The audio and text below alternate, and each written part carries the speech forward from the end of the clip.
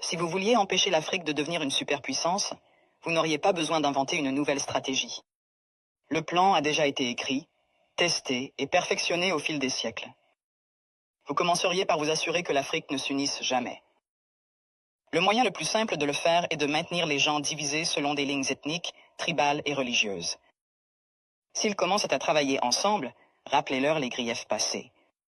Ravivez les vieilles blessures, financez les mouvements séparatistes, maintenez les différends frontaliers non résolus. Assurez-vous qu'à chaque fois qu'ils font un pas en avant, ils en font deux en arrière parce qu'ils sont trop occupés à se battre entre eux. Vous installeriez des dirigeants qui servent des intérêts étrangers, pas leur peuple. Trouvez les plus corrompus, les plus facilement manipulables, ceux qui désirent la richesse et le statut plus que le progrès. Offrez-leur le pouvoir en échange de leur loyauté. Si un leader émerge qui se soucie réellement de l'Afrique, débarrassez-vous de lui. Assassinez-les si nécessaire.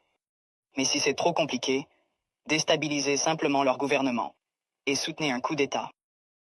S'ils parlent de nationaliser les ressources, faites-en un exemple. S'ils essaient d'unir l'Afrique, éliminez-les avant que l'idée ne se propage.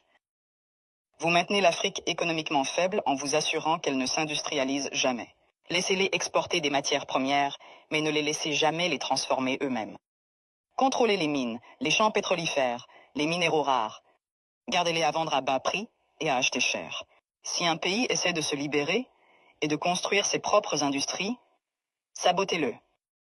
Imposez des sanctions, déstabilisez sa monnaie. Financez l'opposition locale, faites s'effondrer son économie. Si cela ne fonctionne pas, orchestrez une guerre civile.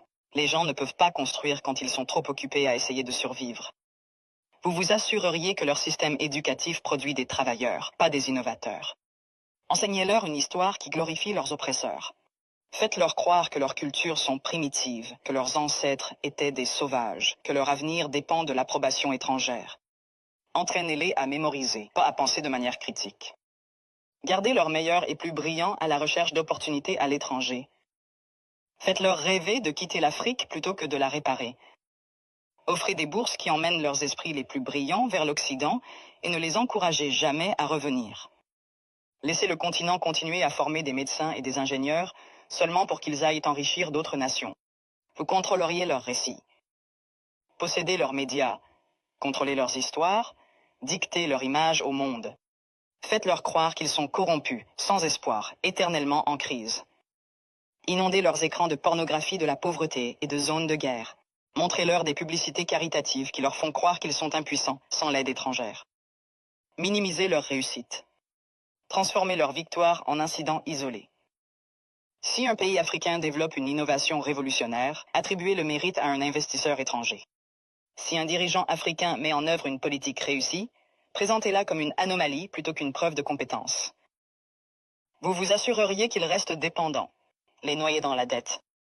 Offrir des prêts avec des conditions impossibles.